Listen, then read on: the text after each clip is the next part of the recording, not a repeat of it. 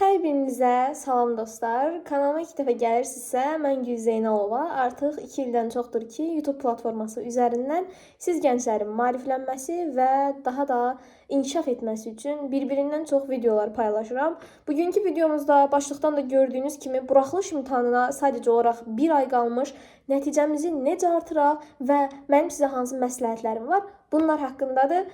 Videoya keçməzdən öncə kanala abunə olub like atmağı unutmayın. 10 minlik bir ailə olmağımıza sadəcə 4000 nəfər qaldı. 4600 nəfər qaldı. Mən sizə inanıram ki, çox qısa bir müddətdə 10 min nəfərlik bir ailə ola bilərik. Keçid edək videomuza. Bu arada mən artıq evdəyəm və semestr tətilinə buraxılmışıq. Onu da qeyd edeyim ki, mən 2-ci kurs tələbəsiyəm. Beynəlxalq münasibətlər ixtisasında oxuyuram. Və gördüyünüz bu köşə, türklər demiş, mənim imtahana hazırlaşdığım yerdir. Düzdür, xoşum gəlməsə də sırf bu istiqamətdən. Çünki adamın yadına keçmiş xatirələrini salır. Buraxılış imtahanına 1 ay qalmış nə etməlisiniz? Əvvəlcə onu deyim ki, oxumalısınız. Əvvəldən bəri, lap əvvəllərdən bəri oxumalısınız və oxumayan bir tələbə üçün, oxumayan bir abituriyent üçün imtahana 1 ay qalmış sözü, yəni heç bir şeydir. Gəlin reallıqla danışaq. Kimsə deyir, məsələn, 1 ayda 500 bal artırmaq, 200 bal, belə bir şey yoxdur. Bal artıran insan əvvəldən oxuyan insandır. Tələbkar, əzmli, dərslərinə qaydasında hazırlaşan, dərsdən məlumatı olan insandır. O insandır ki, 1 ay qalmış da, tutaq ki, əvvəllər oxumurdu, 1 ay qalmış da bu insan başlayır sınaqlar işləməyə, yadından çıxan sualları yadına salır və gedir sınaqda, tutaq ki, 300 yazırdısa, indi gedir imtahanda 500 yazır. Nəticə də olur ki, 1 ayda 200 bal artırdım. Belə bir şey yoxdur. Gəlin reallıqla danışaq. Özümüzü aldatmağa da gərək yoxdur. Çünki burada, belə deyək, 1 ayda sehirlə, nə bilim, belə eləyib 200 bal artırmaq olsaydı, cəmaət heç oxumazdı. Yəni, gedərdi, yalandan elə imtahana girərdi. Ona görə də bu şeylərlə özünüzü aldatmayın. İndi YouTube platformasında çox insanlar, yəni, böyük ehtimalla videolar paylaşır. Lap əvvəldən də videolar var. Demək olar ki, bütün blogerlərin videolarına baxmışam. Hazırda da tələbə olmağıma baxmayaraq hər birini yaxından izləyirəm və onların da əksəriyyətinin dediyi filan qədər müddətə filan balı artırmaq. Amma bir şeyi qeyd etmək yaddan çıxır ki, o 200 bal toplayan o insandır ki, əvvəldən bunun məlumatı var, bu bir şeylər bilir və bacarıb. Keçid eləyək digər hissəmizə, hansı ki, real plan qurmaq. Bu nə deməkdir? Uşaqlar, sizin imtahana 1 ayınız qalıb və böyük əksəriyyətiniz plan quraraq necə işləmək lazımdır, planı necə qurmaq lazımdır. Bunun üçün kanalımdakı videolara göz gəzdirə bilərsən. Sırf plan qurmaq başlığı altında bir video paylaşmışam. Oradan istifadə edə bilərsən. Amma məqsədimiz 1 ay boyunca 1 aylıq plan qurmaq deyil. Bunu da eləyə bilərsiniz. Çünki mən bir ara bunu eləmişdim buraxılış vaxtı. Hətta mən semestr imtahanı haqqında video paylaşmışam. Ona da like atıb bəyənə bilərsiniz. Orada da plan qururam. Planımız bilirsiniz nədir? Yəni 1 ay boyunca hər gün eləyəcəyim şeyləri yazmaq deyil. Sadəcə olaraq məsələn, bugünün planı. Bugün riyaziyyatdan 10 dənə test işləmək, Azərbaycan dilindən 1 dənə qəbul sınağı işləmək, ingilis dilindən 1 dənə listening reading eləmək. Yəni bunu yazmaq çətin bir şey deyil. Siz yoxsa 1 aylıq bu qədər bir siyahı tutursunuz və avtomatik olaraq ona baxanda göz də yorulur, beyin də yorulur, həvəs də itir. Ona görə bu şeyi heç tövsiyə eləmirəm. Çalışın ki, siz sadəcə olaraq günlük və yaxud da ki, həftəlik bir plan qurun. Bu imtahana 1 ay qalmış. Belə təkrar eləyin. Yəni planınızı belə qurun. Hətta mən blok imtahanına hazırlaşanda yəni plan qurmurdum. Yəni ki, tutaq ki, deyirdim ki, bir fəsli bugün oxuyub bitirirəm. Bir fəsildə də 5 dənə mövzu var. O 5 dənə mövzuyu oxuyurdum, testini işləyirdim, sınavını işləyirdim, bu qədər. Və artıq o qayda mənə tamamilə aydın olurdu. Qayda deyək, mövzu deyək, fərq etməz. Siz indi belə bir şey eləyə bilərsiniz. Tutaq ki, riyaziyyatdan verirəm. Bu arada Nicat müəllimlə, Nicat Bağışzadə ilə görüşümüz var. Gelib oradan beyninizdə olan suallara cavab tapa bilərsiniz. İ butonuna ya da aşağıdakı videolara baxa bilərsiniz. Riyaziyyatdan bir örnək göstərirəm.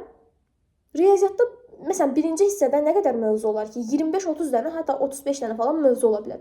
Bir günə siz 3 dənə mövzunu götürüb, 3 dənə mövzunun testini, sınavını işləsəniz, sizin həqiqətən deyirəm, 100% bir o mövzu üzrə nəticə göstərə bilərsiniz. Yəni, hamısını tam yaza bilərsiniz. Çalışın ki, real addımlar atın. Özünüzü aldatmayın, uşaqlar. Çünki ən vacib məqamlardan biri budur. Digər məsləhətə, yəni buradan məsləhətləri mən hər birini yazmışam ki, buradan nələrə, sizin suallarınız da var. Riyaziyyatı necə daha çox artıra bilərik, necə yaza bilərik. Kanalda riyaziyyat haqqında da video var. Keçid keçid edib baxa bilərsiniz. Bu arada ekranda qeyd etdiyim nömrə ilə mənimlə əlaqə saxlayıb Azərbaycan dili dərslərimə qoşula bilərsən. Qiymət hər kəsə uyğun olsun deyə minimal xərclərə endirilibdir. Həmçinin istəyirsənsə də sınaq qrupuna qoşula bilərsən. Sınaq qrupu dərs qrupunun yarı faizidir və böyük ehtimalla 6 bazar günləri artıq elanları paylaşaram, amma sən burada daha tez xəbərdar olacağın üçün ekrandakı nömrə ilə mənimlə əlaqə saxlayıb qeydiyyatdan keçib və ətraflı məlumat ala bilərsən. Budursa, bir ay boyunca sadəcə olaraq get test toplusundan bütün mövzulardan 20 sual işlə. Amma bütün mövzulardan da hər bir mövzudan 20 sual işlə və sınaqlar işlə. Ötən ilin qəbullarının sınağı, buraxılış sınaqları YouTube-da tap, yəni bir-bir qoy, izah eləyəndə izahlardan əvvəl sən işlə, sonra da YouTube-dan izahına bax. Tutaq ki, PDF tapa bilmirsənsə. Və yaxud da ki, aşağıda link qeyd edirəm, oradan WhatsApp kanalımıza keçid edə bilərsən. Buraxılış müzakirə qrupumuz var. Həmçinin motivasiya WhatsApp kanalımız var. Keçid edə bilərsən, linkləri aşağıda bölüşəsiyəm. Bu qədər. Yəni riyaziyyatı belə öyrənə bilərsiniz. Bir ay qalmış yeni mövzulara giriş. Bu minimum olsun. Yəni tamamilə sıfıra endir bunu. Tutaq ki, bir mövzu bilmirsən, sən piramidanı bilmirsən. Sən öyrənə bilməmək başqa şeydir, bilməmək başqa şeydir. Biri var, baxasan, bir neçə dənə test işləyəndə o yadında qalar. Burada razıyam sizlə. Onu eləyə bilərsiniz, əgər mövzudan xəbəriniz ümumiyyətcə yoxdursa. Biri də var, trigonometriya kimi uzun-uzun məsələləri, uzun-uzun düsturları yadda saxlamaqda olsun problem. Yəni bir ay qalmış bu addımı atmağınızın qətiyyən, yəni əleyhinəyəm. Çünki belə deyək, imtahana az bir müddət qalmış, sıfırdan nəyisə öyrənmək yerinə bildiyini təkrarlamaq daha məntiqlidir. Amma dediyimin əksini fikirləşənlər də olar. Çünki burada paylaşdığım nümunələrin hər biri mənim təxəyyülümdən irəli gəlib və mənim sizə məsləhətlərimdir. Buradan indi müdaxilə falan eləməyin ki, nə üçün sən bu şeyi belə dedin, filan şeyi belə etdin. Bunlar mənim fikrimdir. Siz əgər istəyirsinizsə fikrinizi aşağıda kommentdə bölüşə bilərsiniz. Gəldik səhv dəftəri məsələsinə. Mənim əvvəlki videolarımı izləyənlər bilir ki, mən səhv dəftərdəyə bir teoriya çıxartmışdım ki, bu hər bir zaman var idi. Sadəcə olaraq videoda bunu qeyd elədim ki, səhv dəftəriniz olsun və bilmədiyiniz sualları o səhv dəftərinə qeyd edin. Sabahsı günü imtahana az bir müddət qalmış və ya sınaq işləyəndə başlayın o səhvlərinizə baxmağa, o misallarınıza baxmağa. Hansı misalı niyə səhv yazmışam? Və səhv dəftəri nəticəsində həqiqətən də siz artıq o üçüncü gözünüzü açmış olursunuz. Nəticə olaraq da o sualın birində əzbərləyib öyrənmiş olursunuz. Ona görə də səhv dəftərinizə baxmağı unutmayın. Əgər tutmamısınızsa, düzü birinci qruplara tövsiyə edirəm ki, indi səhv dəftəri riyaziyyat haqqında tuta bilərsiniz, çünki blokda işlədəcəksiniz. Azərbaycan dili haqqında səhv dəftəri tutmaq, yəni elə də bir mühüm əhəmiyyət yoxdur. Bu arada Azərbaycan dilinin qaydanı mükəmməl şəkildə öyrənmək üçün aşağıdakı nömrə ilə mənimlə əlaqə saxlayıb mənim öz PDF-imi ala bilərsiniz. Həmçinin ingilis dilində müəllimin bir kitabı var, PDF-i minimal xərclərdir, 5 manatdır. Bütün qaydaların hər biri orada göstərilir. Hətta istəyirsinizsə mən o qaydanı sizə buradan göstərmək istəyərəm. Bu qaydalardan istifadə etmişik və qaydanı sizin qayda ilə tanış etmək istəyirəm. Baxın, qaydalar bu şəkildədir. İndi ön kamera olduğuna görə qaydalar belədir. Yəni indi tam da göstərmək təbii ki, müəllif hüquqlarına ziddir. Azərbaycan dilində açacağım sınaq qrupunda dediyim kimi bütün sınaqları işləyəcəyik və imtahana düşən qəbul sualları, OTK sualları, MGM sualları hər birini işləyib izahlarını verəcəyik. Həftədə 2 dəfə olmağını planlaşdırıram. Yenə də bu haqqda ətraflı məlumat düzəldib qrupda paylaşım eləyəsiyəm. Yəni siz də çalışın ki, OTK sualları indi onların hər birini bir yerdə tapmaq biraz çətinlik törədir insana. Amma yenə də tapıb işləmək niyə də olmasın? Çalışın ki, bu sınaqları davamlı olaraq ancaq bu sınaqları işləyin. Hətta belə deyim, sizin artıq bazanız varsa, proqramı bitirmisinizsə, bu bir ay qalmış sadəcə olaraq mətn, sınaq, nə bilim, düstur, məsələ, misal bunları işləyin. Başqa bir şey yoxdur. Listening, reading eləyin. Nərgiz Nəcəfin sınaqlarından işləyin ingilis dili haqqında. Bunları eləyə bilərsiniz. Bu arada kanalda listening, reading haqqında 3 dənə ingilis dilində video var. Onlara da baxa bilərsiniz. Yəni belə, siz sadəcə olaraq bu müddətdə eləyə biləcəyiniz bir ay qalmış şeylər, sınaqları, testləri daha çox işləməkdir. Abituriyent vaxtı etdiyim səhvlərdən birini sizlərlə bölüşürəm ki, siz bu səhvləri nə indi, nə də ki blok imtahanında eləməyəsiniz. Yuxu rejiminə diqqət etmək və ya etməmək. Uşaqlar, yuxu rejimi bizi həyatda tutan vasitədir. Mən təsəvvür edin ki, tətil başlayandan bəri yuxusuzluq belə deyək, hissini keçirə bilmirəm. Yəni ancaq yatıram və bunun səbəbi budur ki, semestr imtahanına hazırlaşan vaxtı mənim 5 saatlıq rutinim vardı. Bilirsiniz ki, saat 00-dan 00-dan sonra 5 saat boyunca yuxusuz qalıb dərs etmək haqqında. Hətta gün ərzində də bunu eləyirdim və beləliklə mən bir ay müddətində yuxu rejimim tamamilə sıfıra endirildi. Hazırda da yəni axşamlar saat 2-3 olmamış mən qətiyyən yata bilmirəm. Özümdən asılı deyil. Ümid edirəm ki, bu problemi də yaxın bir zamanda düzəldərəm.